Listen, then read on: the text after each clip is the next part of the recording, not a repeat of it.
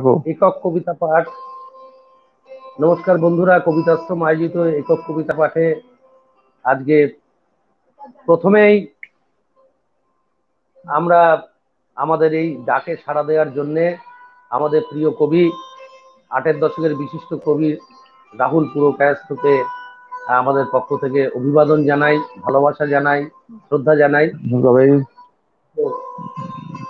আর আজকে যেহেতু আমরা আমাদের এই ডাকে সাড়া কবি বিজয়া মুখোপাধ্যায় ইহলোক ত্যাগ করেছেন, যদিও কবির কোনোদিন মৃত্যু হয় না, তবু তাকে আমরা শ্রদ্ধা জানাই আমাদের এই অনুষ্ঠানের পক্ষ থেকে প্রথমেই। এবং আমরা খুব কম কথা বলবো আজকে, যারা এই ইতিহাস সৃষ্টিকারী টাকার বিনিময়ে আমরা গান শুনি, আমরা সিনেমা দেখি, নাটক দেখি, কিন্তু লাইভ অনুষ্ঠানে বাংলাদেশে হলেও পশ্চিমবঙ্গে টাকার বিনিময়ে সামান্য সাম্মানিকের বিনিময়ে অসামান্য কবিতার অনুষ্ঠানে যারা অংশ নিলেন এবং আমাদের এই সীমিত যে সদস্যদেরকে এই গ্রুপে আমরা স্বাগত জানাতে পেরেছি, তাদের বাইরেও অনেকে রয়ে গেলেন। আমরা দুঃখ প্রকাশ করছি প্রথমেই তাদের উদ্দেশ্যে, এবং তাদের এই যে কবিতা আগ্রহ, এটা আমাদেরকে অভিভূত করেছে। আগামী কোনো অনুষ্ঠানে আপনারা নিশ্চয়ই স্বাগত। আর কবিতাকে নিয়ে যে এরকম একটা উচ্ছ্বাস হতে পারে, এটা যখন শুরু করেছিলাম ৫-৭ দিন আগে, অমিত সাহা, জয়দেব বাউরি, বঙ্কিম লেট, কুমারেশ, পারমিতা, সকলের সহযোগিতা এবং বাংলাদেশের নাইদা আফতাবি, তখন আমরা বুঝতে পারিনি যে এটা এমন হতে পারে। রাহুল দা আমাকে বললেন যে কবিতা আশ্রমের প্রত্যেকটা কাজের শুরুতে আমাকে নিস কেন, তোরা কি আমাকে কেন এটা করছিস? তাই বললাম, তোমাকে ভালোবাসি, আর তুমি এই মুহূর্তে বাংলা কবিতায় একটা শ্রদ্ধেয় নাম, যিনি একটা কবিতায় সমর্পিত সমর্পিত জীবনযাপন করছেন। যা হোক, আমরা সরাসরি রাহুলদার কাছে চলে যাব। আমার জন্য আপনারা সাম্মানিক দেননি, আপনারা সাম্মানিক দিচ্ছেন রাহুল পুরকায়স্থকে স্বাগত পাওয়ার জন্য। অতএব রাহুলকে আপনারা, কবির সঙ্গ আপনারা উপভোগ করুন। যারা এসছেন এই ইতিহাস সৃষ্টিকারী এই অনুষ্ঠানে, আপনারা প্রত্যেকেই ইতিহাসের অংশ। রাহুলদার জন্য আমি গর্বিত যে রাহুলদার জন্য, রাহুলদার কবিতা শোনার জন্য, এবং কয়েকজন অগ্রজ কবি সম্পর্কে রাহুলদার যে মতামত এবং কথা, সেগুলো শুনবার জন্য আপনারা এসেছেন। পাঠকেরা যারা প্রশ্ন পাঠিয়েছেন, তাদের মধ্যে থেকে আমরা ৬-৭টা প্রশ্ন সিলেক্ট করেছি, ঠিক সময় কবির কাছ থেকে সেগুলো জেনে নেব।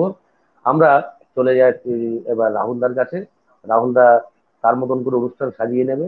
সম্ভবত প্রথমে অগ্রজ কবিদের প্রতি তিনি নিবেদন করবেন। রাহুলদা, তুমি শুরু করো। নমস্কার। এই জাতীয় অভিজ্ঞতা আমার প্রথম। এরকম অর্থের বিনিময়ে কবিতা পড়া বাংলাদেশে বন্ধুরা করেন। তো বিভাস যখন আমাকে প্রথম প্রস্তাব দেয়, আমি একটু অবাকই হয়েছিলাম যে কেউ শুনবেন কিনা। যাই হোক, আপনারা এসছেন, আমার খুব ভালো লাগছে। বিভাসদের সঙ্গে আমার কৃতজ্ঞতা জানানোর সম্পর্ক নয়, তাই জানাচ্ছি না। তো আমি আমার কবিতা পাঠটাকে এভাবে সাজিয়েছি যে প্রথমে আমি আমার তিনজন খুব প্রিয় কবির কবিতা পড়বো, দুটো তিনটে করে কবিতা। তারপরে আমি আমার কিছু কয়েকটি কবিতা সাম্প্রতিক লেখা আপনাদের শোনাবো। জানি না কেমন হয়েছে। তো প্রথমেই যে আমি যার কবিতা পড়বো, তিনি হচ্ছেন বীরেন্দ্র চট্টোপাধ্যায়। এবছর তার শতবর্ষ। আমরা খুব আশ্চর্যভাবে দেখলাম, আমরা প্রত্যেকেই, যে ওনার শতবর্ষ নিয়ে আমরা প্রায় নীরব।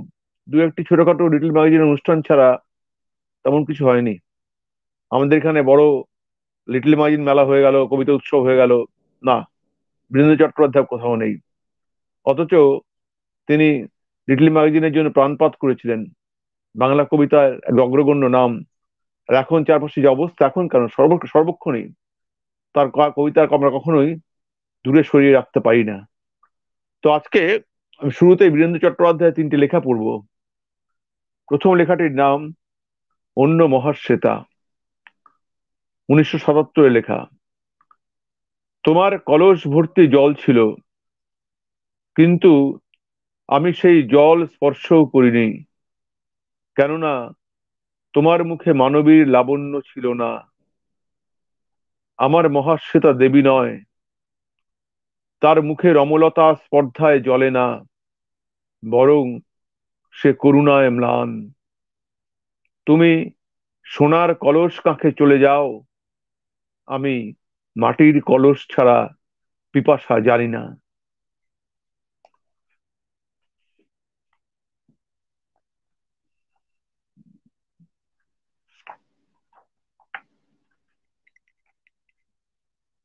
দ্বিতীয় কবিতাটি দোল ও পূর্ণিমা, ওনার প্রথম দিকের লেখা। সর্বত্র এক মুখ, রঙে রঙে একাকার কিশোর মিছিল, যেন এক ঝাঁক চিল দ্বীপ্রহরে শান্ত হয়ে দিঘির ভিতরে সূর্যের বলের মতো রঙের চেতনা নিয়ে ক্লান্ত খেলা করে। সর্বত্র এক ক্লান্তি, শোলক ফুরুলে চুলের আবির নিয়ে ঘুমায় স্বপ্নের শিশু ঠাকুমার কোলে। আকাঙ্ক্ষায় পুড়ে যায় রূপকথার নক্ষত্রের অদৃশ্য কপাল। একাকী যুবতী চাঁদ মাঝরাতে ফাঁকা ট্রেনে চুরি করে দুর্ভিক্ষের চাল। একাকী যুবতী চাঁদ মাঝরাতে ফাঁকা ট্রেনে চুরি করে দুর্ভিক্ষের চাল। বীরেন্দ্র শেষ লেখা প্রভাস। স্মৃতির বালুচরে মুখেরা ভিড় করে, কেন যে ভিড় করে আমি তো ক্লান্ত। এখানে নদী পারে গোধূলি গান ধরে, আকাশ নীলে নীল, হৃদয় শান্ত। ঘুমাবো আমি তাই ঘুম পাড়ানি গানে, ভরেছে চরাচর মিলেছে প্রাণে প্রাণ। তবুও ভিড় করে মুখেরা ভিড় করে, অতীতে এত জ্বালা কে আগে জানতো। দোসর কেউ নেই, চাইনে মিতালিও, তবুও পিছু ডাকে বিদুর পার্থ। কি হবে প্রেম দিয়ে, দেহের জ্বর সেও, রাধার মুখ তবু কেমন আর্ত। ঘুমুতে চাই আমি মাটিতে বুক মেখে, মরণ চাই আমি আকাশে মুখ রেখে। তবুও হাঁটে তারা ক্ষুব্ধ বলরাম, অন্ধকুরুরাজ কুরুক্ষেত্রে। তোমরা ফিরে যাও, কোথায় দ্বারকায় নারীর দেহ মদে পশুরা লুব্ধ, কোথায় শিশুকেও জ্যান্ত ছিঁড়ে খায় আহত নেকড়েরা। এমনই যুদ্ধ। কি হবে ঘুম থেকে সে দেশে হেঁটে এলে, সুদর্শন আমি দিয়েছি ছুঁড়ে ফেলে। এখানে এই ঘাসে হৃদয় ঢেকে নিয়ে ঘুচাবো দ্বন্দ্বের জয়ের ক্লান্তি। বলো না কথা পাখি, আস্তে ঝোড়ো ফুল, ঘুমের রাত আসে, শান্তি শান্তি।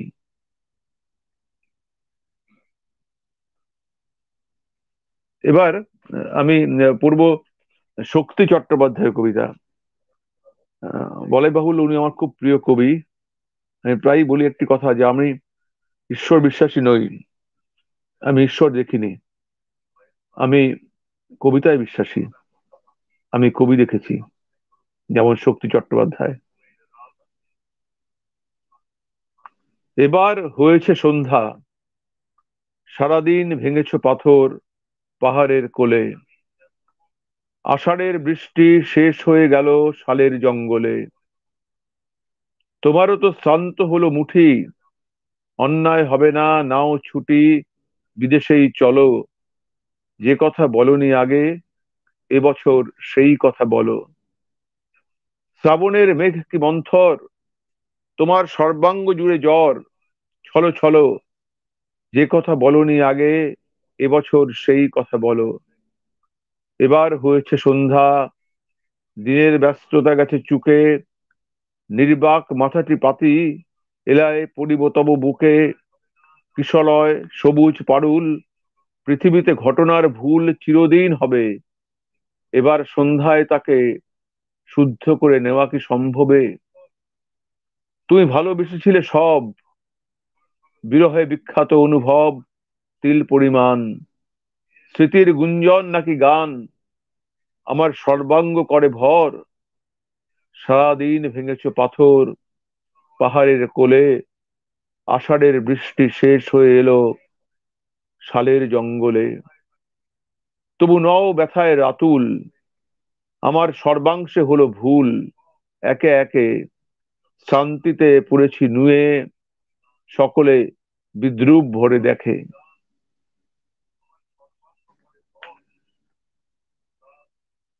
দ্বিতীয় কবিতা, সরোজিনী বুঝেছিল। দুপুরে আঁধার ঘর, মেঘে ঢাকা বিস্তৃত আকাশ, সরোজিনী চুরি করে নিয়ে যায় সাদা রাজহাঁস।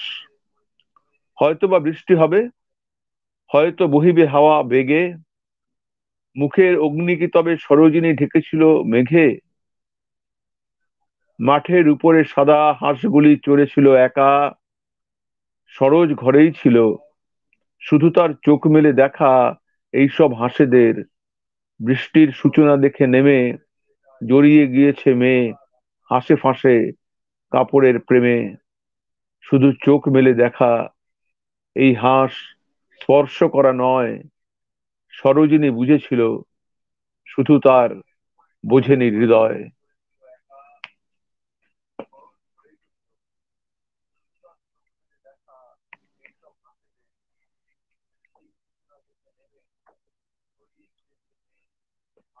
শেষ লেখা, প্রতিচ্ছবি রক্ত পড়ে, 1967 সালের কবিতা এটি। আরশিখানা ভাঙছি কোষে, সারা সকাল একলা বসে আপন ঘরে, প্রতিচ্ছবি রক্ত পড়ে। স্পর্শ করেই যাচ্ছে দূরে, সমস্ত ঢেউ সমুদ্রে থাকছে নাকি একটি মাত্র ঢেউয়ের চূড়ায় একটি পাখি? তবেই বলো, দোষ কি আমার? একলা বুকে দুঃখ নামার সময় হলো। আরশিখানা ভাঙছি কোষে, সারা সকাল একলা বসে আপন ঘরে, প্রতিচ্ছবি রক্ত পড়ে। এবার আমি পড়বো উৎপল কুমার বসুর কবিতা। উৎপল কুমার বসু, উৎপল কুমার বসুর এই এই এক বলছিলাম যে যারা উৎপল কুমার বসুর চিত্রকল্প, ভাষা, ভাবনা সমস্ত মিলিয়ে এক আচ্ছন্ন, এক ধরনের ঘোর, যা ইহজীবনে আমার কাটবে বলে মনে হয় না। উৎপলদার প্রথম লেখাটি হচ্ছে তার সলমা জুরির কাজ বলে বইটি থেকে, 16 নম্বর লেখা। এই যে তোমরা যারা লাউ পাতা হয়ে জন্মেছ, তোমাদের মধ্যে এক হিলহিলে সবুজ সাপ ঘুরে বেড়াচ্ছে। আমার হাঁক ডাকে লোক জড়ো হয়েছে, ইট কাঠি নিয়ে দৌড়ে এসেছে ওরা সাপটাকে মারবে বলে। আমি আঙুল তুলে স্পষ্ট তাদের দেখিয়ে দিচ্ছি, ওই যে চলে যাচ্ছে দেখো। লুকিয়ে পড়লো, আবার মাথা তুলছে। দু একটি স্কুলের ছেলে মেয়েকে আমি এও বোঝাতে শুরু করি, দেখতে পাচ্ছ ওই সাপ লাউডগা কেমন রঙে রং মিশিয়ে বেঁচে আছে, প্রকৃতির রহস্য। কিন্তু উপস্থিত সবাই হাসতে থাকে। দূর দূর, কোথায় লতা পাতা, কোথায় সাপ? ও তো গোপালদের বাড়ির লোকেরা, ওই তো সারদা বাজার করে ফিরছে, জনার্দন বাবু কুকুর নিয়ে বেড়াতে বেরিয়েছেন। আশ্চর্য, আবার ভুল হলো।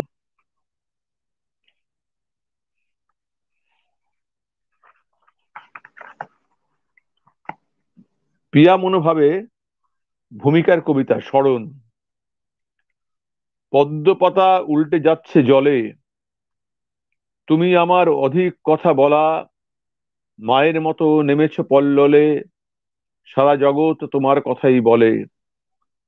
উৎকেন্দ্রিক কাব্যে যাবে পাওয়া, পুকুর ঘাট ভিজে বনের তলা, দুপুর বেলার ব্যবস্থাহীন খাওয়া, দণ্ড সারস উল্টে দেওয়া হাওয়া। মহাজীবন তুমি ওদের খাতা, ওই পিঁপড়েদের পতঙ্গদের চলা, পায়ের ছাপে ভরিয়ে তোলা পাতা, মলমূত্রের বিন্দু বিসর্গতা। আজ বৃষ্টি জলে ধুয়ে যাচ্ছে বন, শুনতে পাই মানুষজনের গলা, আকাশ জুড়ে মেঘের গর্জন, শরণাতীত তুমি আমার শরণ। শেষ লেখাটির নাম হচ্ছে গিয়ে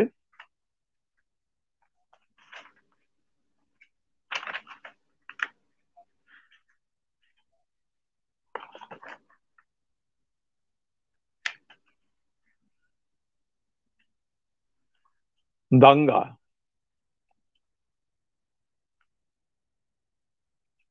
শহরের শীতের রাতে ঢুকে পড়ি একা, হেঁটে ঢুকি কলকাতায়। অথচ ধর্মাবতার আমার অভ্যেস ছিল ট্রেনে ফেরা, ব্যতিক্রম হলো এই প্রথম। লক্ষ্য করুন।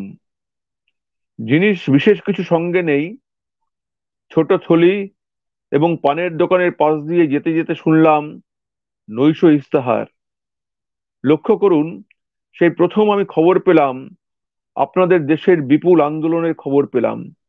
সেই প্রথম আমার মধ্যে হাহাকার বেজে উঠল, নিজের বাড়ির জন্য টান দেখা দিল। হুজুর, দেখলাম মেষপালকের মৃতদেহের উপর ক্রন্দনরত ভগবান শ্রীকৃষ্ণ। এবং আগেই বলে রাখা ভালো, আমি চাষিদের সঙ্গে মেলামেশা করতাম এই ভেবে যে তারা মধ্যবিত্তদের চেয়ে অধিকতর জটিল ও পরিসংখ্যানজাত।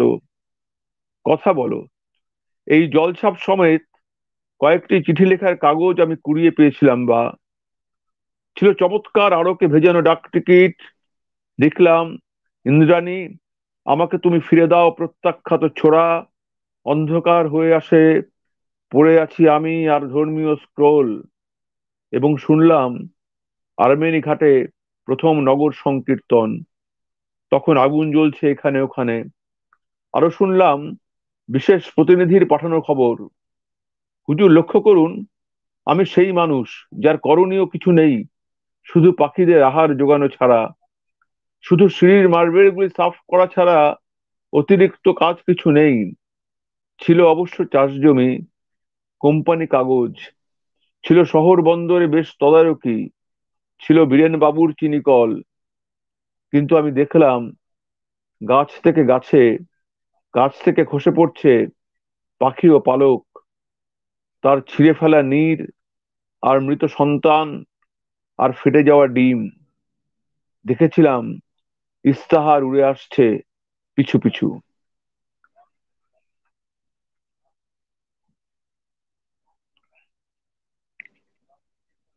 বিভাস, আমি এবার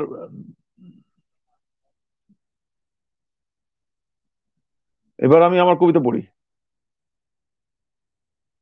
শোনা যাচ্ছে আমাকে?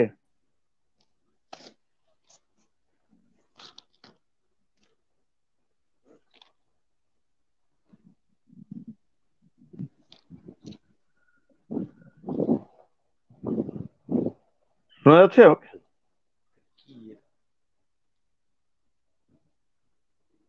শোনা যাচ্ছে? নমস্কার, আমি শুনতে হ্যাঁ। পাচ্ছি না। রাহুল দা, আহ, শুনতে পাচ্ছি না আমি কিছু, কিন্তু আমি তোমাকে অনুরোধ করছি যে তুমি তোমার নিজের কবিতা পড়তে শুরু করো। এর মধ্যে আমরা এই সমস্যাটা, তোমার অনুষ্ঠান অন্যরা শুনতে পাচ্ছে আচ্ছা, কিন্তু আমি শুনতে পাচ্ছি না। তুমি কবিতা পড়তে শুরু করো আমি তোমার নিজের। পরে আমি পাঠকের আমি প্রশ্নে আমার মাঝে কবিতা মাঝে চলে পড়ছি। আসবো। আহ, আমার এই কবিতা পাঠ আমি আজকে উৎসর্গ করতে চাই আমার সদ্য প্রয়াত বন্ধু রোহিত বসুর স্মৃতিতে। সাংবাদিক রোহিত বসু। আমি আমার লেখা পড়ি। এই লেখাগুলো কোনো নাম নেই, এখনো দিইনি আসলে।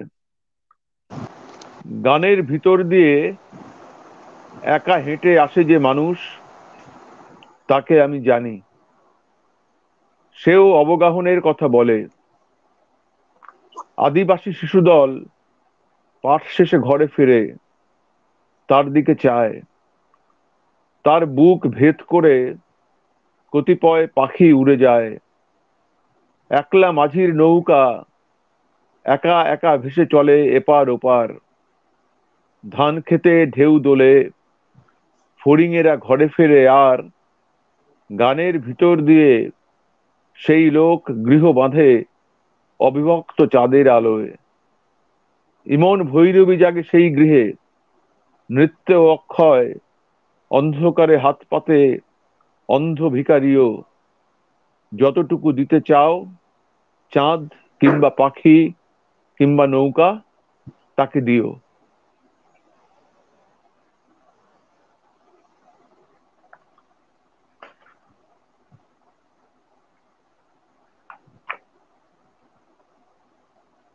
স্মরণযোগ্যতা পেয়ে যাবে এই সব মুদ্রা দোষ, যদি চাও।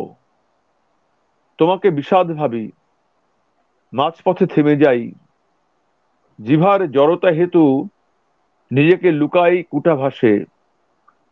বুদ্ধির প্রকোপে দেখি হিংসার দেবতা ফুটপাতে ছবি আঁকে, আত্মপ্রহেলিকা। ধরা যাক ঘড়িটির কাঁটা স্তব্ধ হয়ে আছে, তবে কি সময় আজ প্রবঞ্চনাময়, খানিক বাদামি? খরপ্রবাহিনী গণিকা, আমার হাত ধরো, আমি ক্ষুদ্রতর পতঙ্গের মতো যাব অনুব্রজে।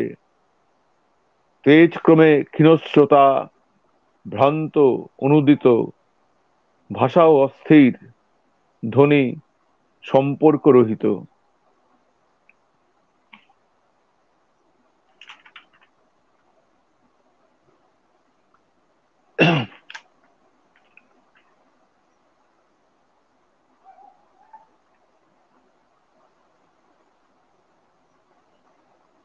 তোমার শরীরাভাসে সারি সারি গ্রন্থ শুয়ে আছে, জলে ভেজা কোনো বই, কোনোটিতে রোদ পোড়া দাগ। স্মৃতিচিহ্ন নেই কোনোখানে, নেই পাতা মুড়ে পড়া, আবছা পেন্সিল রেখা, চায়ের গেলাস, ক্ষীণদৃষ্টি বাইন্ডারের সূচের আঘাত, রাত জাগা পুরনো আঠার গন্ধ, ভূতের বরাত। শোনো, গোপনে বইয়ের তাকে কীটনাশকের পাশে আমার সরল মতি সতর্কে রেখেছি। সে বিবেচনার কথা বলে, খুঁড়িয়ে খুঁড়িয়ে হাঁটে, ঈষৎ তোতলায়। তাকে তুমি নশ্বরতা দিও, হিমস্রোত, প্রণয় তাম্বুল। শহর তলিতে দিও গ্রামের শোলক, দিও বাঘনখ, পুস্তক নিরীহ অতি। তাকে দিও অগোচর, ভয়ের মুখোশ, দিও পুত্র শোক।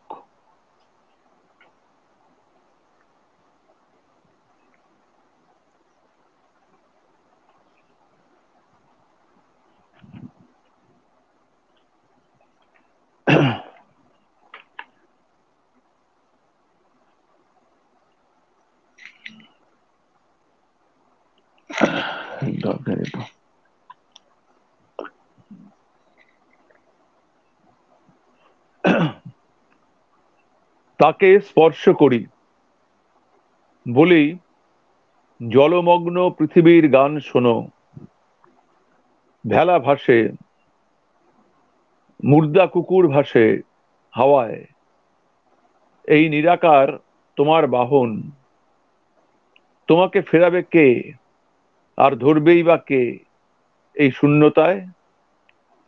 তুমি পোকা কাটা পাণ্ডুলিপি, অবলুপ্ত শ্রেণীপাঠ, জটিল বিভ্রম।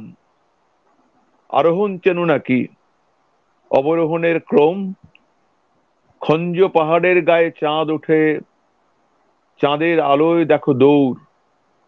মানুষ না পঙ্গপাল, কে আগে পৌঁছবে ওই শস্যের কাছে?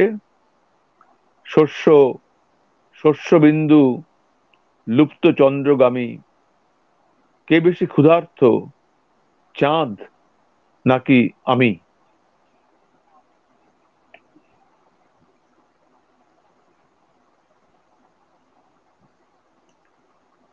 জিহ্বা তার সঙ্গোপনে যায়, নানাবিধ স্বাদ আর সুগন্ধের বাড়ি প্রতি রাতে জেগে ওঠে। আমিও আনাড়ি পিছন দুয়ার দিয়ে ঢুকি। মধুর সঙ্গীতে দেখি পলাতক বিড়ালেরা নাচে। উড়ন্ত গালিচা চড়ে নিশির কুটুম ধ্বনি প্রতিধ্বনি খোঁজে ঘরের দেয়ালে। ধ্বনি তার নিজের খেয়ালে নিজেকে লুকায়, যেভাবে প্রকৃতি আজও শব্দ ধরে খায়। আমি বুঝতে পারছি না কি মানে সব আমার কথা শোনা যাচ্ছে কিনা, বা হ্যাঁ, আমি কেমন লাগছে, মানে ঠিক আছে শোনা পড়া? যাচ্ছে, খুব সুন্দর শোনা যাচ্ছে রাহুলদা। ঠিক আছে পড়া? হ্যাঁ, পড়া ঠিক আছে, সুন্দর, তুমি পড়ো মন দিয়ে।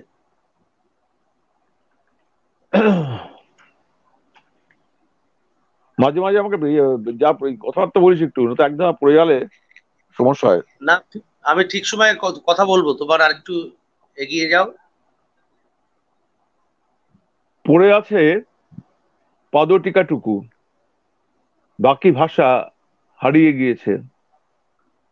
কুয়াশার রাস্তা ধরে কত দূর এগিয়েছি আমি, এই দেখো জলের বাগান, অবলুপ্ত পাখি ডাকে, মাছ ধরে খায়। আমিও গাছের নিচে ছায়াকে রাঙাই, বলি বর্ণ দাও, স্পর্শ স্পর্শ দাও, ক্ষণ ছন্দে বেজে ওঠো রিপু। কাছিম গতির নিচে ধুলো রক্ত ঘরবাড়ি, কীটদষ্ট আকৃতি আমার, হারিয়ে গিয়েছি আমি বাতাসের খুব কাছে, উড়ে যায় দেহ পাঠাগার। নিচু হয়ে যাই প্রতিদিন, অন্ধের আলোয় জাগে পতঙ্গের গান আমি শুনি।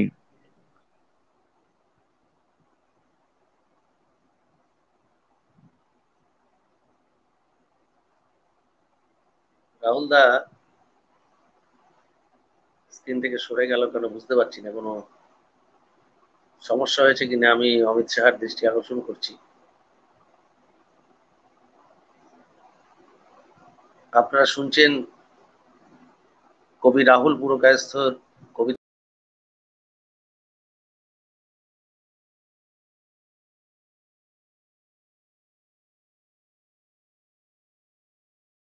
আপনাদের কোনো টেকনিক্যাল সমস্যা হয়েছে যেটা সারানোর জন্য অমিত শাহকে অনুরোধ করছি। নেটওয়ার্ক সমস্যার জন্য হতে পারে। রাহুল দা আবার স্ক্রিনে এসছে। আমাকে শুনতে পাচ্ছ আমার কথা? হ্যাঁ, আমি শুনতে পাচ্ছি। রাহুল দা তুমি পড়ো এবার।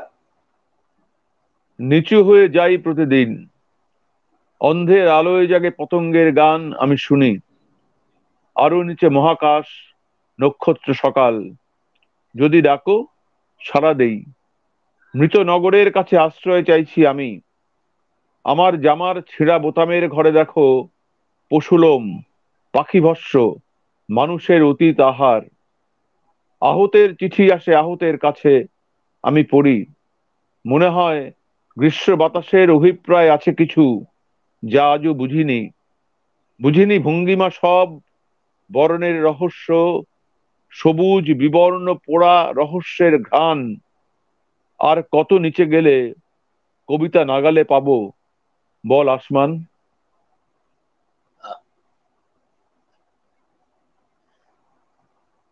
মেধার ময়ূর আজ উড়ে গেল জঙ্গলের দিকে।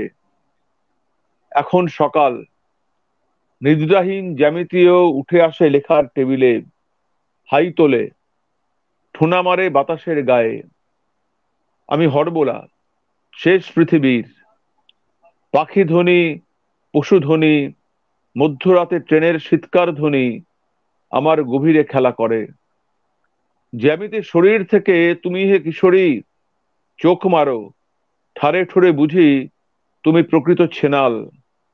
ত্রিভুজ আমাকে বলে রহস্যের কথা, রহস্য রাস্তার শেষে কল্পনার টিউকল, রোদগেলা পাটের দুপুর, তারা কথা বলে। নাগরিক ভাষাযান, আকস্মিকতার গান শোনায় আমাকে, ফলে দেহ ভাঙে, আকৃতি বলয় ছিঁড়ে, জ্যামিতির বাহু ভাঙে বাতাসের ক্রোধে। জটিল বালুকা ঘড়ি, ভবঘুরে, ক্ষত রিপু, কামনার স্বর, শোনো হে শোনো হে শোনো, তুমি আমি মৃত্যু সহোদর।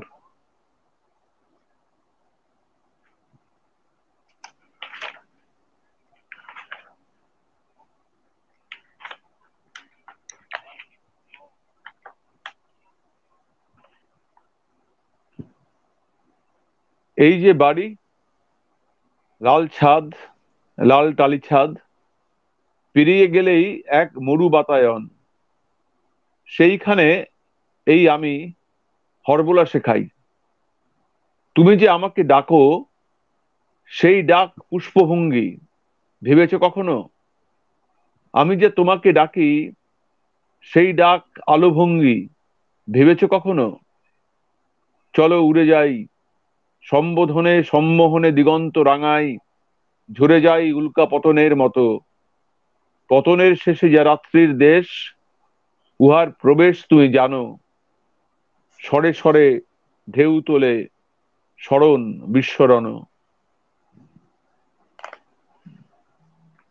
আমরা মন্ত্রমুগ্ধের মতন শুনছি কবি রাহুল পুরকায়স্থর কবিতা। আপনারা দেখছেন যে একজন কবি আর কি তার নিজ কক্ষে বসে সে কবিতা পড়ছে, যেমন তেমনটি তার জীবনযাপন। মৃত নগরীতে তিনি দেখছেন যে ঘরে পশু লোম ভরে যাচ্ছে, চেতনায় পশু লোম, পশুদের এই ঝরে যাওয়া লোম, এ আমাদের যে অনেক পুরনো একটা পরিক্রমার গন্ধ, যেখান থেকে আমরা এগিয়ে এসেছি। হ্যাঁ, এবং মানুষ কোন উদ্দেশ্যে চলছে, কোন শূন্যতা থেকে কোন শূন্যতার দিকে চলছে, এ সমস্ত মন্ত্রের মতন একটা সাংকেতিকতা দিয়ে, একটা আবছায়া দিয়ে এই কবি বলে যাচ্ছেন। এবং কবিতার এই যে ধর্ম, এই ধর্মে তিনি সম্পূর্ণ অটুট থেকেছেন।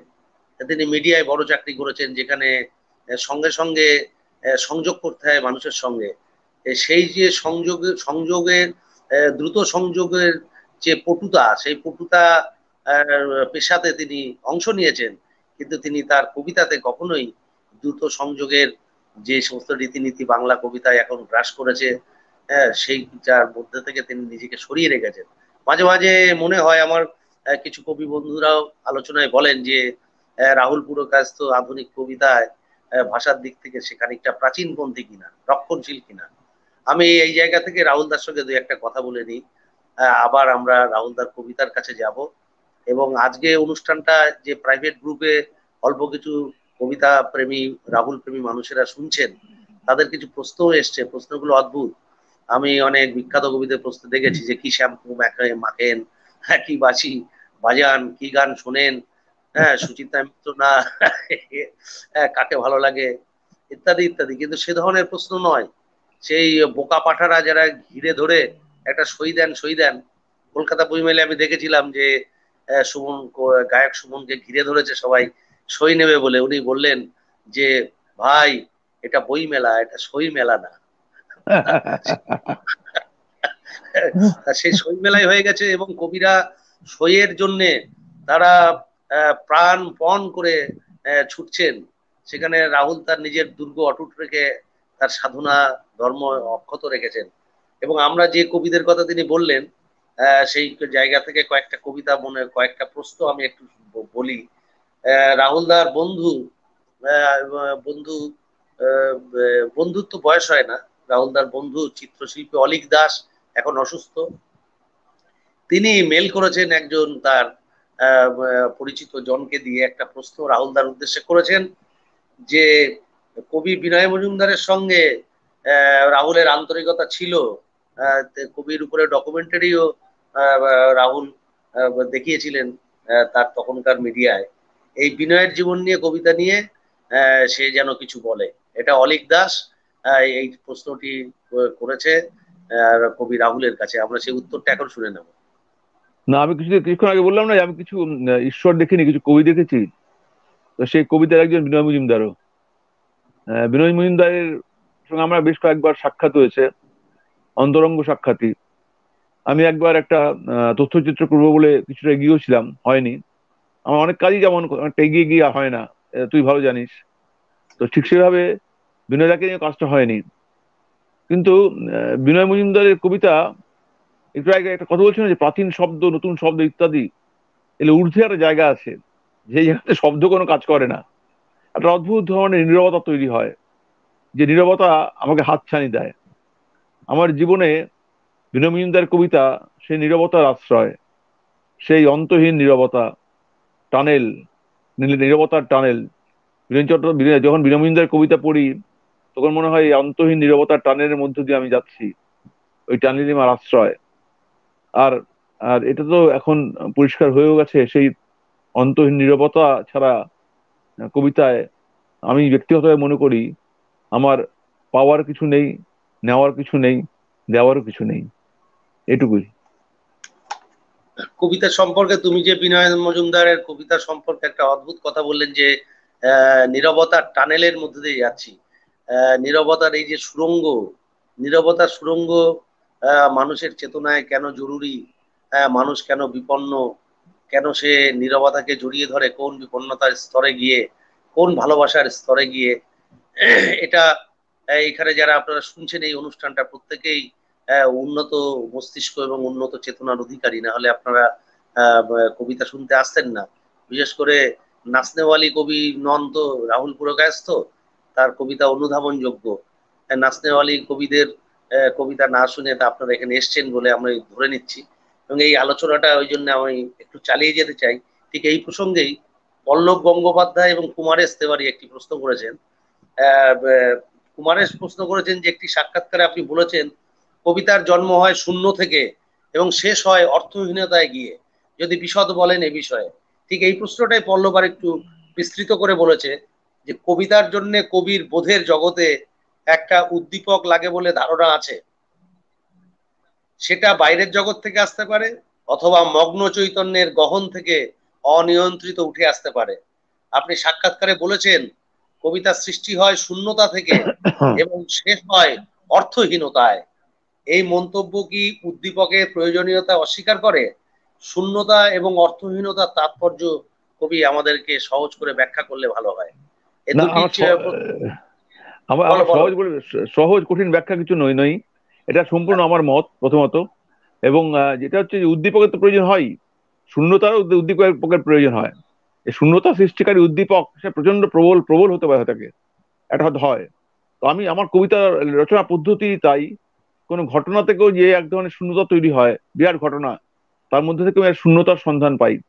যখন পাই, তার আগ মুহূর্ত অব্দি আমি বুঝি না, জানি না এটা কবিতা হবে কিনা। হয়তো একটা শব্দ এলো, শব্দটা কোথা থেকে আসে আমি জানি না, হয়তো সেই শূন্যতা থেকেই আসে। তবে যখন লিখছি লিখছি লেখার মধ্যে থাকছি, আমি লিখছি, আমি আমি মনে করি আমি মাধ্যম মাত্র। আমাকে দিয়ে কেউ লিখিয়ে নেয়, কে লিখিয়ে নেয় আমি জানি না, মাধ্যম মাত্র। ফলত যখন কবিতাটা শেষ হয়, তখন গিয়ে আমি সেই কবিতার অর্থ পাই না অনেক সময় খুঁজে, এবং অর্থ পাই না, একজন প্রবল অর্থহীনতার মুখোমুখি হই। তারপর সেই কবিতাটার সঙ্গে আমি পাঠকের, আমি লেখকের নই, আমি লেখক সেখানে শেষ, আমি পাঠকের সঙ্গে এই লেখাটার একটা একটা একটা দ্বন্দ্ব চলে। আমি পাঠক সেই লেখাটার অর্থ খোঁজার চেষ্টা করি, অর্থ বোঝার চেষ্টা করি। আস্তে আস্তে বুঝি, কখনো বুঝি না, কখনো বুঝি কখনো বুঝি না। যখন যেদিন সম্পূর্ণ বুঝে ফেলি, সেদিন ওই লেখাটার কাছে আমি পাঠকের মৃত্যু ঘটে যায়, এবং আমার কাছে ওই লেখাটির মৃত্যু ঘটে যায়। ফলে আমি যে লেখাগুলি পড়ি বা যে লেখাগুলির মধ্যে থাকি আমার, সেই লেখাগুলি আমিও ঠিক বুঝে উঠতে পারি না। সবসময় মনে হয় এই বলতে চেয়েছি, কখনো মনে হয় এই বলতে চেয়েছি, কখনো ওই বলতে চেয়েছি। এই ধরনের বিভিন্ন রহস্যের মধ্যে ঘুরপাক খাই আর কি। ফলে রহস্যটাকে আমি উপভোগ করি, উপভোগ করি। এই তুমি যে এটুকুই বলার। রাহুল দা, আমাদের পাঠকেরা, কবিতার পাঠকেরা, এই শক্তি চট্টোপাধ্যায় যেটা বলেছিলেন যে যারা কবিতা লেখে আর যারা কবিতা পড়ে, এই দুজনেই সমবোধ সম্পন্ন মানুষ আর কি। এদের মধ্যে তফাৎ একটাই, যে একদল লেখে একদল পড়ে। তা কতভাবে হ্যাঁ, যে তোমার কবিতা মানুষ পড়ে দেখো, যে তুমি যেটাকে রহস্য বলছো, সেইটা নিয়ে কিন্তু বর্ণালী সেনগুপ্ত প্রশ্ন তুলেছেন। তিনি জানিয়েছেন যে কবিতা নিয়ে আপনার বিভিন্ন সাক্ষাৎকারে বিভিন্ন অভিমত উঠে এসেছে। কখনো আপনি বলেছেন যে অর্থহীনতায় বিশ্বাস করেন, ঈশ্বরে বিশ্বাস করেন না। কখনো বলেছেন যে মানুষ যা ভাবেন তাই লেখে। এগুলো কি কন্ট্রাডিক্টারি? কবি শিল্পীর ভাবনার বেশটা কি আসলে অর্থহীন? বর্ণালী সেনগুপ্তের প্রশ্ন। হ্যাঁ, কিছুটা অর্থহীন তো বটেই। সে মানে কোথা থেকে প্রশ্ন আসে, কোথা থেকে উত্তর আসে, কখন কি বলে, সেগুলো সমস্ত সময়ের উপর নির্ভর করে। সময় তাকে অর্থহীনতা উপহার দেয়, সময় তাকে অর্থহীনতা উপহার দেয়। কিন্তু এগুলোর একটা প্রচ্ছন্ন অর্থ অবশ্যই আছে। মানে আমি একদম বোধহীন, বোধশূন্য অর্থহীনতার কথা বলছি না। এই অর্থহীনতারও তো একটা অর্থ থাকে, এবং সাহিত্য শিল্পের কাজ হচ্ছে অর্থহীনতার সেই অর্থকে আবিষ্কার করা মুহূর্তে মুহূর্তে। ফলে প্রতি মুহূর্তে তার ব্যঞ্জনা পাল্টায়, তার অর্থ পাল্টায়, তার চেহারা পাল্টায়। এই পাল্টে যাওয়াটাই হচ্ছে গিয়ে আহ, যে একজন লেখক এবং একজন পাঠকের মধ্যে সম্পর্কের সেতুবন্ধ। আমরা আমরা যে সমাজের মধ্যে বাস করি রাহুল দা, সেই বাজারি সমাজ যেটা আর কি এখনকার, এই সমাজটাতে কিন্তু সমস্ত কিছুই কিন্তু একটা উদ্দেশ্য নির্ভর, মানে মানি অর্থে অর্থ বলছি না, পারপাস অর্থে অর্থ বলছি। সেই অর্থের উদ্দেশ্যেই সমাজটা ছুটে চলেছে। সেখানে নানা রকম বা ভালো মন্দ মুখোমুখি একজন কবি হন। তা কবির হ্যাঁ, সৃষ্টি অর্থহীনতার দিকে যাবে আর সমাজ অর্থের দিকে দৌড়বে, এই যে দ্বন্দ্বটা, এই দ্বন্দ্বটা নিয়ে একটু বলো। এই দ্বন্দ্ব থেকে তো শিল্পের সৃষ্টি হয়। এবং এই যে সমাজ, যে অর্থপূর্ণ সমাজ, তথাকথিত অর্থপূর্ণ সমাজ, সেই সমাজকে কোন কিন্তু সময় একজন স্রষ্টা বা শিল্পী সবসময় সন্দেহের চোখে দেখেন। ফলে এই বাহ, সন্দেহটা হচ্ছে কি শিল্পের আকর। সন্দেহ থেকে কিন্তু সমর্পণ আসে, সন্দেহ থেকে সমর্পণ আসে। ধরো মুন্ডমালা, এই ব্রহ্মাণ্ড ছিল না যখন মুন্ডমালা কোথায় পেলি।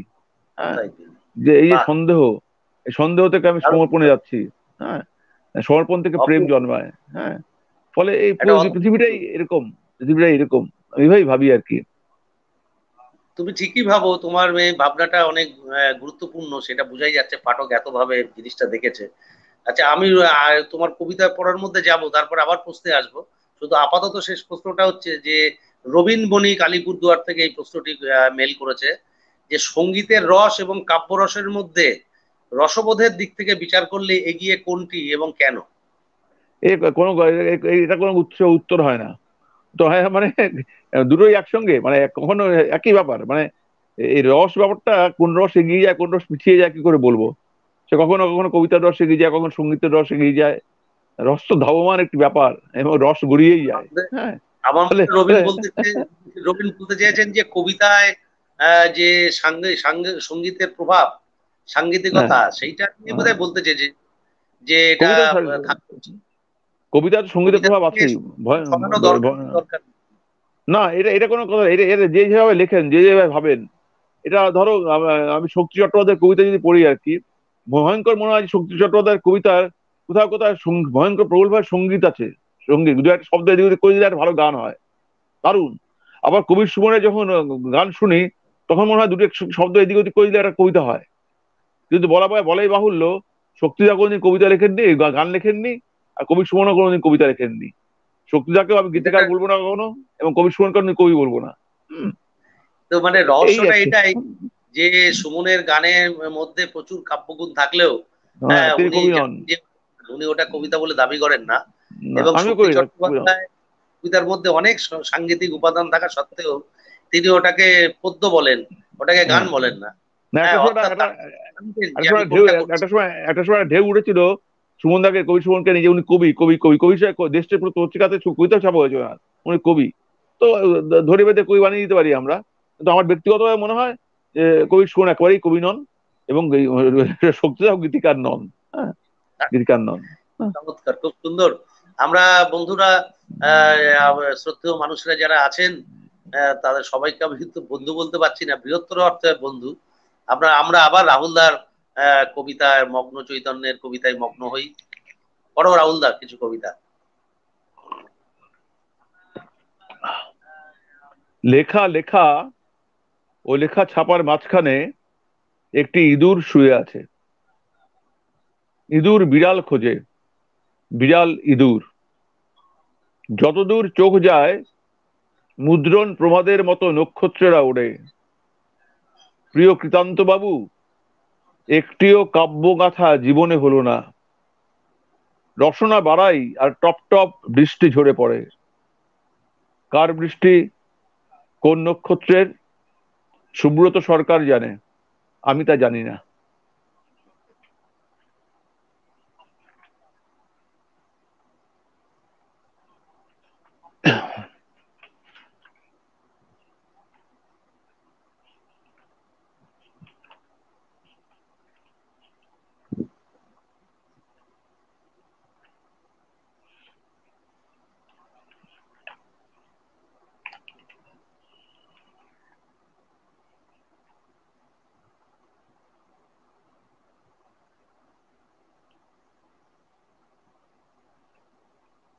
অবন্তী, যেখানে আছো, চিঠি আসে অতর্কিত খামে। অধুনা জটিল স্মৃতি কুয়াশার রাঙা পথে হাঁটে। নামে বৃত্ত, নামে হাহাকার। বৃত্ত চক্র হেন অনুসরণের কথা বলে, যেন গুঞ্জরণ। বাক্য যেন অবরোধ, প্রেম যেন হাবাগোবা মাস্টারের ছেলে। সাইকেল ক্রিং ক্রিং, রাস্তা থেকে নেমে এসে এগোবার পথ করে দেয়। ধন্যবাদ, অগোচরে যেতে চাই মন, কে যেন কাহাকে বলে।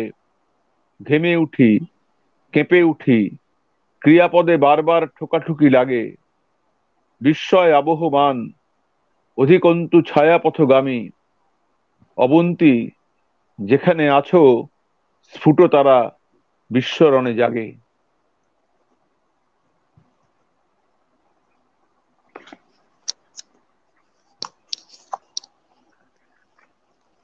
আমার একটি বই কিছুদিন আগে বেরিয়েছে, নিরীহ ভ্রমের দেশ, তার থেকে কয়েকটি লেখা পড়ি।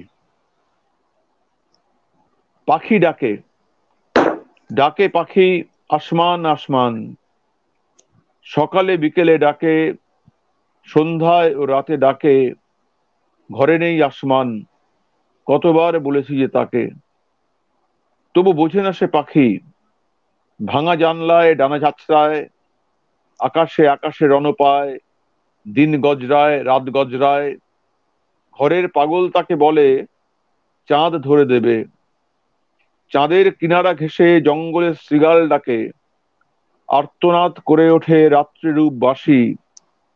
আমরা তো যাই আসি চন্দ্র ভেদ করে, আসমান আসমান রবে, তবু ডাকে পাখি অক্ষরে অক্ষরে।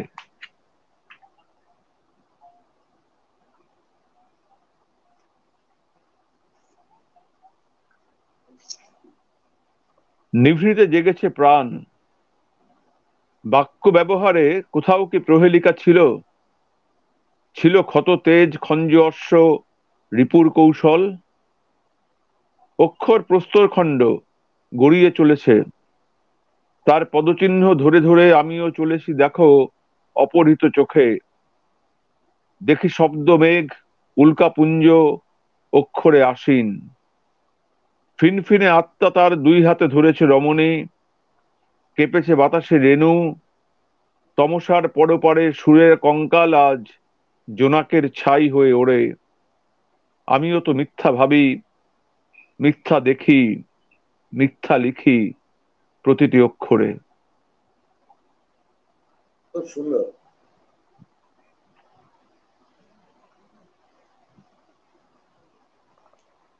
রাহুল দা আবার ঘুরে গেছে দেখছি।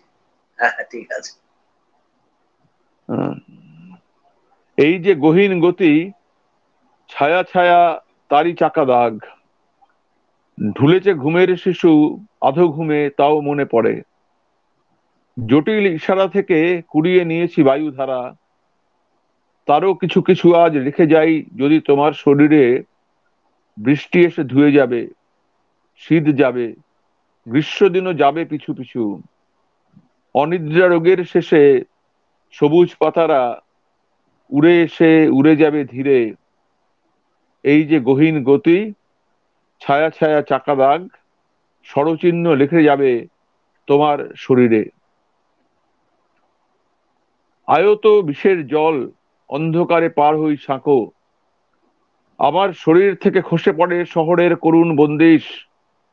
আমিও তো শীষ বাজাই বাজাই পর পর এই রূপে জেব্রা ক্রসিং পার হই। একটি ঝুলন্ত মই আমাকেও ডাকে, বলে এসো নক্ষত্র শুনিতে এসো, এসো রক্ত রাগে। জীবনের এই কারুকাজ কল্পনা শাসিত। আমার ধীবর শ্বাস, আমার কুমোর শ্বাস অন্ধকার ফোয়ারায় ঢাকা।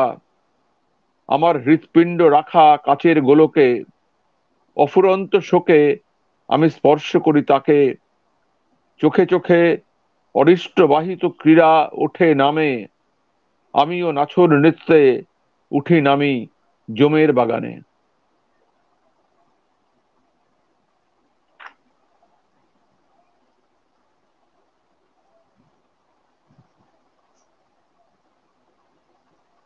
পাঠকের সঙ্গে ব্যক্তিগত লেখাটির নাম। এক, আরেকটু দীর্ঘ হও, হেলে পড়ো জল বরাবর।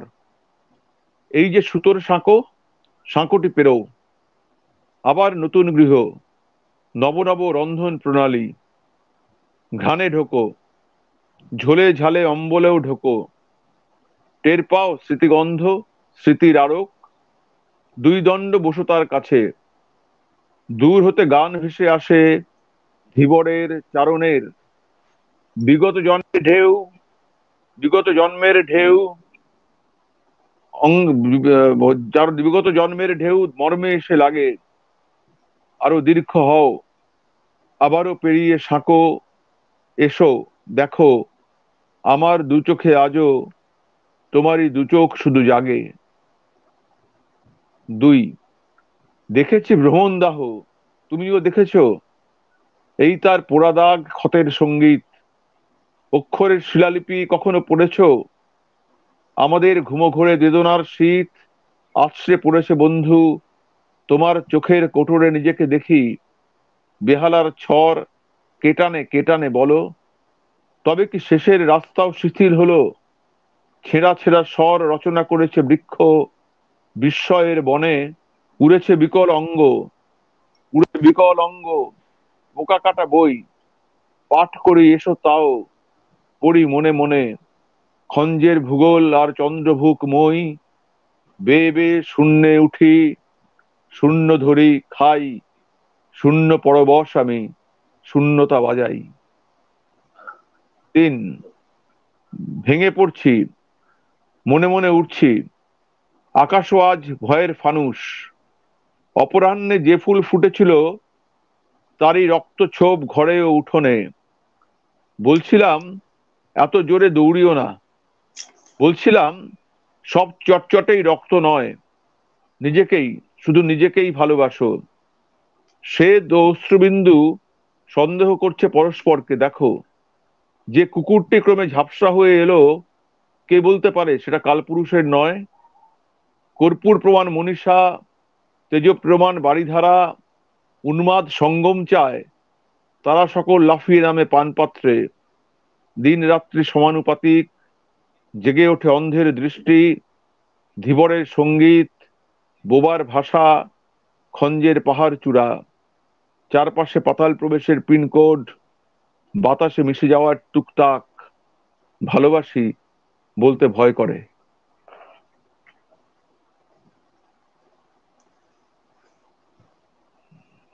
আর পড়বে? বল, প্রশ্ন থাকলে বল। প্রশ্ন করি। আর শেষের দিকে তুমি কয়েকটা কবিতা পড়তে হতে শেষ করে দিও, মাঝখানে কথাটা ঢুকাই আমরা। 52 মিনিট, 52 মিনিট তুমি আমরা এই অনুষ্ঠানে আছি। মনে আচ্ছা। হচ্ছে যেন 5-10 মিনিট হয়েছে মনে হচ্ছে।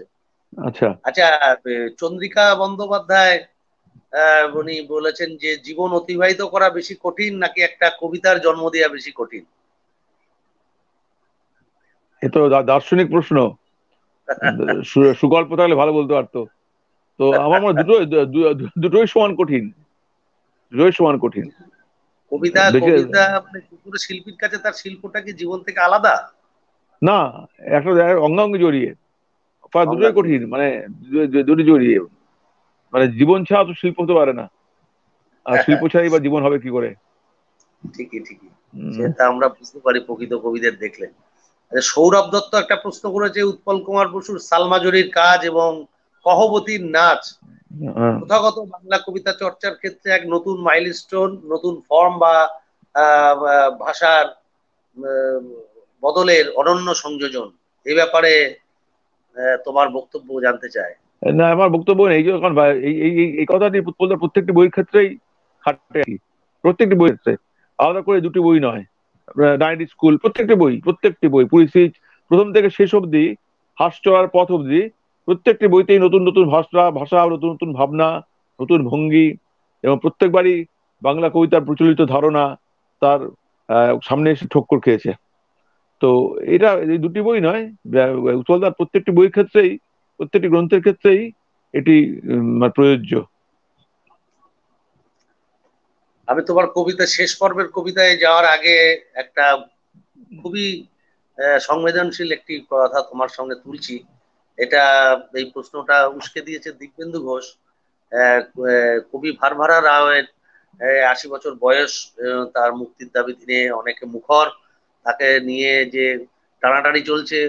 হ্যাঁ, যে দেশে আমাদের রাষ্ট্র একজন কবির সঙ্গে কিছু কিছু যে কবির সঙ্গে এই যে ব্যবহার করেন, কোথাও যেন বীরেন্দ্র চট্টোপাধ্যায়ের সঙ্গে ভারভারা রয় একটা মিলে যায় কোথাও, যে বীরেন্দ্র চট্টোপাধ্যায়কে রাষ্ট্র যেন স্বীকৃতি দিতে চান না। হ্যাঁ, আবার যেমন ভারভারা রাও, সে কি এমন করেছে, সে তার মতন করে সমাজ মুক্তির কথা ভেবেছে, তার বিরুদ্ধে রাষ্ট্রের বিরুদ্ধে ষড়যন্ত্রের যেসব অভিযোগ এসছে তা কিছুই এত বছরে প্রমাণিত নয়। কিন্তু এই ভারভারা রায়ের উপরে কবি রাষ্ট্র খুবই নিষ্ঠুর। আবার কত কবিকে নিয়ে রাষ্ট্র মাথায় তুলে নাচছে। হ্যাঁ, যে এই আমাদের সমস্ত আমাদের সম্পদ এইসব কবি। আবার কিছু কিছু কবির ক্ষেত্রে ভারভারা রাও, বীরেন্দ্র চট্টোপাধ্যায়, এরকম আরো সব নাম বলা যায়, এই যাদের একটা রাস্তায় নেমে গণসংগ্রামের ভূমিকা আছে, সেই সমস্ত কবিদের প্রতি রাষ্ট্র যেন নিষ্ঠুর। এই জায়গাটা নিয়ে তুমি আহ, কাজ করেছো সত্তরের অনেক আড়ালে চলে যাওয়া কবিদেরকে নিয়েও, যারা অনেকে সংগ্রামে অংশ নিয়েছে, কবিতা লিখেছে, মারা গেছে, তাদের কথা একটু জানে না। এই কবিতার যে এই দিকটার যে চর্চা, এই ধরনের কবিদের সম্পর্কে ভারবারা রাওকে মাথায় রেখে তুমি কিছু বলো। না, প্রথমত যে কোনো কবিকে এই রাষ্ট্র খুব একটা ভালো চোখে দেখে না, রাষ্ট্র সন্দেহ করে। আর এই বীরেন্দ্র চট্টোপাধ্যায় বা ভারবারা রাও, বিশেষ করে ভারবারা রাও, বীরেন্দ্র আর ভারবারার পার্থক্য আছে। ভারবারা রাওদের মতো যারা আহ, এই সমাজ বিপ্লবে খুব প্রত্যক্ষভাবে অংশগ্রহণ করেন, তারা তো ভয় পান যে শুধু তো কবিতা লেখার জন্য ভারবারা রাওকে, এসব কবিতা লেখার জন্য কিন্তু ভারবারা রাওকে ওরা গ্রেপ্তার করে এতদিন ধরে অত্যাচার করছেন, জেলের প্রায় প্রায় বিচার না করে বন্ধ করে রেখেছেন আর কি, তা তো নয়। তিনি একটা প্রত্যক্ষভাবে একটা মতাদর্শে বিশ্বাসী, এবং যে মতাদর্শে রাষ্ট্র ভয় পায়, এবং যে কোনো স্বাধীনতাকামী মানুষকে রাষ্ট্র ভয় পায়। এবং আমার আমার একটাই শুধু আহ, মানে ক্ষোভ, মানে অনেক আমরা চেষ্টা করেছি, অনেকেই চেষ্টা করছেন বিচ্ছিন্ন ভাবে, কিন্তু এই যে অনাচার অবিচার, তার বিরুদ্ধে প্রবলভাবে কোনো বিক্ষোভ বা প্রতিবাদ আমাদের দেশ জুড়ে উঠলো না। চারজন বুদ্ধিজীবী, পাঁচজন শিক্ষাবিদ, ছজন এগিয়ে থাকা মানুষ সই করলেন, কিন্তু কিন্তু যেটা হওয়া উচিত ছিল হয়তো সেটা হয়নি। আমাদের আমাদের হয় না, এই ধরনের হয় না। আমরা আমাদের ওই কোথায় যেন আমরা খুব শিথিল, প্রতিবাদে শিথিল, রাস্তা নামতে ভয় পাই, গুটিয়ে থাকি। এটা আমি আমাকে নিজেকে নিয়েও বলছি আর কি, যে আমি এর বাইরে বাইরে নই। যতটা আমরা যাই করি না কেন, ওই সই করি সই করি। একটা বিপুল বিপুল চক্রবর্তীর একটা ছড়া ছিল, আমরা এই করে হই হই করেছি, এই করেছি ওই করেছি, 25 জনের পদ্য নিয়ে মস্ত একটা বই করেছি, প্রতিবাদীর তালিকাতে শঙ্খ ঘোষের নামের পাশে নিজের নাম সই করেছি। হ্যাঁ, তো আমরা ওই সই করতে খুব ভালোবাসি, কিন্তু সেইভাবে আন্দোলন দেশে হলো না, হয়নি। এবং কার রাষ্ট্র তো এই অত্যাচার করবেই, এটা খুব অস্বাভাবিক কিছু না, কিন্তু তাতে ছিনিয়ে আনতে হয়। তো ছিনিয়ে আনার জোর আমাদের নেই, আমরা হারিয়েছি। আমরা এত দলে এত মতে বিভক্ত যে হয় না, হচ্ছে না, তবে আমি ধিক্কার জানাই, রাষ্ট্রকে ধিক্কার জানাই, যে রাষ্ট্র ভারবারা রাওয়ের মতো কবিকে, তার সঙ্গে আরো অনেককেই আহ, বিনা বিচারে প্রায় আটক করে রেখেছেন, বিচারের প্রহসন দেখাচ্ছেন।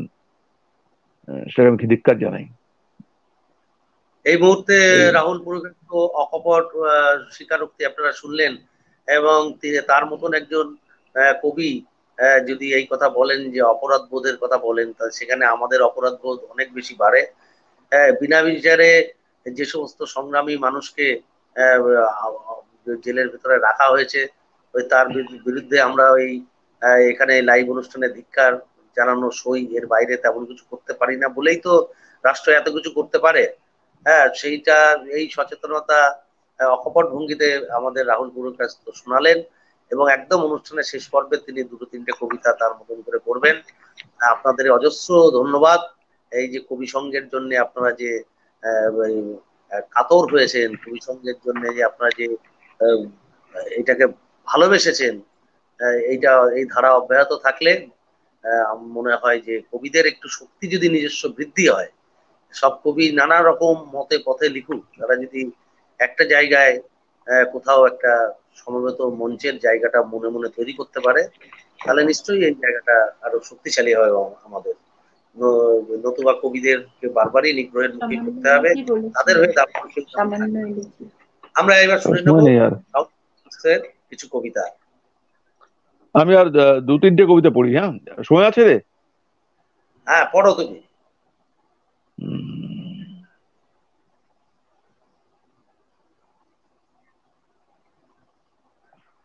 যদি নাই লিখিতাম, যদি নাই লিখিতাম কবিতাখানি, যদি নাই বলিতাম মরা মরা, নিজের খুলিকে মুসিপাত্র না ভাবিয়া যদি শিরে শিরে বজ্র খেলিতাম, অপার মায়ার ভ্রমে যদি নিজেকে না আঁকিতাম গৃহের দেয়ালে, যদি নাই জড়াইতাম প্রেমে ও বৈরাগ্যে, যদি নেশাপক্ষী না উড়াইতাম জ্যোৎস্নায়, যদি হিংস্র চঞ্চু নাই ঘষিতাম দাঁড়ে, তাহলে তাহলে সাই ও গোসাই কেমনে ভুলিব আমি তারে।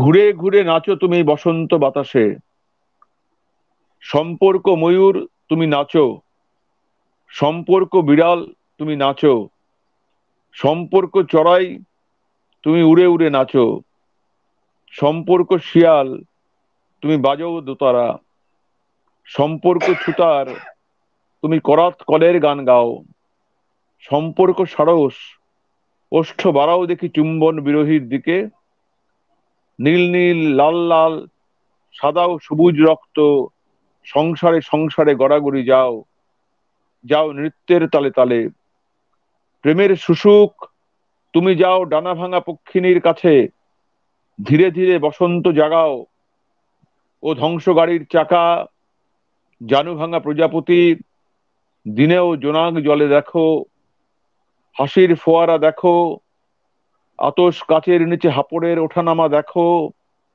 সম্পর্কে সম্পর্কে দেখো দেদল দেদল প্রীতিভোজ, ও আমার কৌণিক সম্পর্ক, গোলক সম্পর্ক, দেখো দেখো জল হাঁস শ্বেত আচ্ছাদন, দেখো চাকা ভাঙা গাড়িগুলি সীমানা পেরোয়, ভোলা মন আমার মন রে, মনে মনে তরঙ্গ প্রলয়।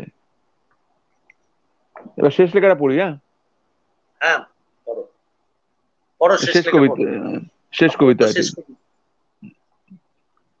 ক্ষুদ্র কবিতার দেশে, ভয় ও বিভীষিকার দেশে, লোককথা বুনে চলে মধুতন্তু বায়, আমাকে জানায় তার সান্ধ্য ভাষা, লিঙ্গ তেজ ক্ষণভঙ্গুরতা, দিকে দিকে ঘটমান বর্ণের বারতা, সেই বর্ণ প্রক্ষালনে তেজতপ্ত আরো, আমাকে রঙিন করো তুমি যদি পারো। নমস্কার, অসাধারণ। ভালো থাকবেন। রাহুল পুরকায়স্থর সঙ্গে আপনারা কাটালেন, আমারও ভাগ্য যে আমি পাশে থেকে থেকে শুনলাম। মুগ্ধ একটা কি একটু মানে কি ভারী সন্ধ্যা কাটলো আমাদের। আমরা আপনাদের সকলের সুস্বাস্থ্য কামনা করি। আমাদের বিশ্বজুড়ে যে দুঃসময় নেমে এসছে সেই দুঃসময় শেষ হোক, মানুষ আবার নিজের ছন্দে ফিরুক। রাহুল দাও দীর্ঘদিন সুস্থ থেকে আমাদেরকে আরো তার কবিতা কোন গহনে ছুটেছে, সেই শীর্ষের দিকে উঠছে। যত চূড়ায় উঠছে তত নিঃসঙ্গ হয়ে যাচ্ছেন রাহুল পুরকায়স্থ। যে কোনো শিল্পী এমন হন, সেই তার সাধনার সিদ্ধি এর দিকে আমরা তাকিয়ে আছি, এই পথের দিকে তাকিয়ে আছি আমরা। আপনাদের সকলকে ভালোবাসা, এবং আপনারা যে সামান্য সাম্মানিকের বিনিময়ে অসামান্য কবিতা শুনলেন, কথা শুনলেন, তো সকলকে নিয়ে যে একটা ইতিহাস রচিত হলো পশ্চিমবাংলায়। আশা করি এটা খুব দ্রুত বিভিন্ন সংস্থা এটা করবে। কবিরাও সাম্মানিকের বিনিময়ে কবিতা পড়বে এই লকডাউন পর্যায়ে, যখন বাইরে বেরোনো যাচ্ছে না, মঞ্চ খোলা যাচ্ছে না। সবাইকে শুভরাত্রি জানাই। অমিত, অনুষ্ঠানটা শেষ করে দাও এবার। নমস্কার। আমিও একটু নমস্কার করি আপনাদের। নমস্কার, নমস্কার। ভালো লাগলো রে কবিতা পড়ে, ভালো লাগলো।